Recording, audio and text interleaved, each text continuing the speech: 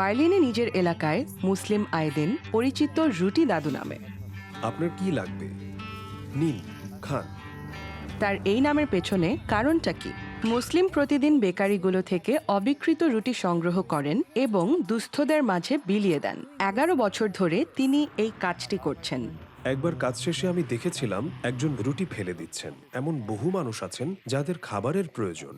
জার্মানিতে প্রতিদিন যতটা বেকারি পণ্য বিক্রি হয় তার চেয়ে বেশি উৎপাদিত হয়। মুসলিম জার্মানিতে আসেন 2000 দশকের শুরুতে। আমি তুরস্কের মানুষ। আমরা 7 ভাই বোন ছিলাম। বাবার একটা চাকরি ছিল, কিন্তু তাতে ঠিকমতো সংসার চলতো না। তাই আমি জানি ক্ষুধার কষ্ট কাকে বলে।